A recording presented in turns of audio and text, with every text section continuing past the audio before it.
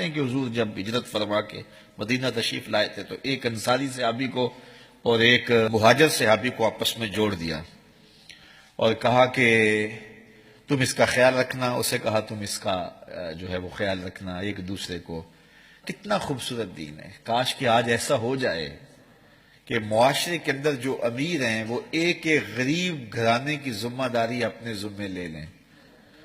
یہ پیر بھائیوں میں بھی ہو سکتا ہے، یہ مسجد کے نمازیوں میں بھی ہو سکتا ہے کہ مسجد میں جو ہے وہ 100 نمازی ہے تو اس میں 50 نمازی ایسے ہیں جو صاحب ثروت ہیں اور 50 نمازی ایسے ہیں کہ غربت کی لکیر سے نیچے زندگی بسر کر رہے ہیں۔ تو جب اکٹھے کھڑے ہو کے وہ آپس میں نماز پڑھتے ہیں تو دوسرا کہے کہ تو ٹینشن نہیں لینی، تیری ذمہ داریاں کچھ میرے ذمے ہیں، اور وہ بھی اس کی عزت تکریم کرے اور اس سے حسد اور بغض کی کیفیت میں نہ چلا جائے، تو کتنا اچھا ستھرا اور صالح معاشرہ ہوگا۔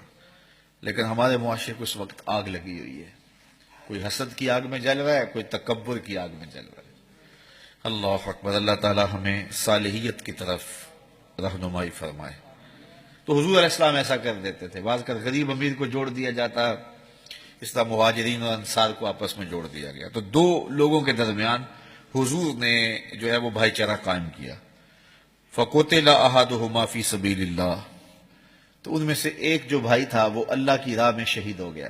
ثُمَّ مَاتَ الْآخَرُ، پھر دوسرا بھی فوت ہو گیا، یعنی پہلے ایک فوت ہوا اور اس کے بعد جو دوسرا تھا ایک ہفتے کے بعد وہ بھی راہ خدا میں قتل کر دیا گیا۔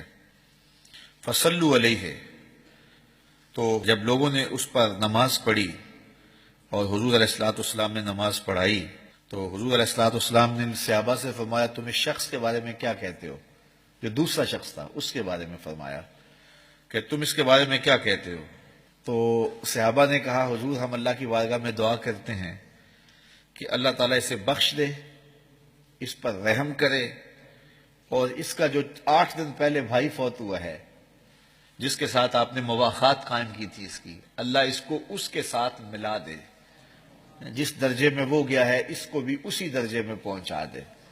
حضور نے فرمایا تو پورے 8 دن بعد وہ جو نمازیں زائد پڑھتا رہا وہ کدھر جائیں گی؟ اس نے جو روزے زیادہ رکھے وہ کدھر جائیں گے؟ اس نے جو صالح عمل کیے وہ کدھر جائیں گے؟ اگر یہ بھی اس کے ساتھ ہی ہے تو اس کی تو عمر زیادہ ہے، اس نے تو زیادہ عمل کیے ہیں، تو اس کا درجہ بڑا ہونا چاہیے، اور تم کہتے ہو کہ اس کے ساتھ ملائے اللہ اسے۔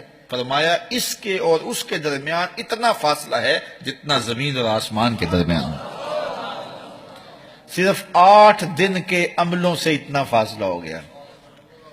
تو پھر اگر اچھی زندگی گزر رہی ہو اور نیک عمل میسر ہوں تو پھر آپ کو مجھے یہ دعا مانگنی چاہیے نا کہ اللہ لمبی زندگی عطا کرے، اور اگر زندگی اچھی نہیں ہے تو پھر بہت جلد توبہ کرنی چاہیے، اور جتنی زندگی پھر لمبی ہوگی اتنی برائیاں زیادہ ہوگی۔ حجاج بن یوسف سے کسی کی ملاقات ہوئی، آپ جانتے ہیں نا حجاج بن یوسف کو، یہ بصرے کا ظالم ترین حکمران ہوا ہے، 70,000 لوگ اس نے اپنے ہاتھ سے قتل کیے اور 90,000 لوگ اس کے حکم سے قتل ہوئے۔ تو ایک بصرے میں فقیر آیا تو اس نے اس کو دربار میں بلایا، اس فقیر کو پوچھ رہا ہے کہ میرے لیے کوئی وظیفہ بتاؤ جو میرے لیے بہت بہتر ہو۔ تو اس فقیر نے کہا تیرے لیے بہترین وظیفہ یہ ہے کہ تو دوپہر تک سویا کر۔ تو کہا کہ یہ وظیفہ کیسا ہوا؟ کہا دوپہر تک لوگ تیری شر سے بچے رہیں گے اور تیرے نامہ اعمال کے اندر بھی گناہ کم درج ہوں گے۔ اس نے کہا پھر میرے لیے دعا کیجیے۔ تو اس فقیر نے ہاتھ اٹھا کے اے اللہ حجاج بن یوسف کی جان نکال لے۔ کہا یہ میرے لیے بد دعا ہے یا دعا ہے؟ اس نے کہا دعا ہے۔ کہا وہ کیسے؟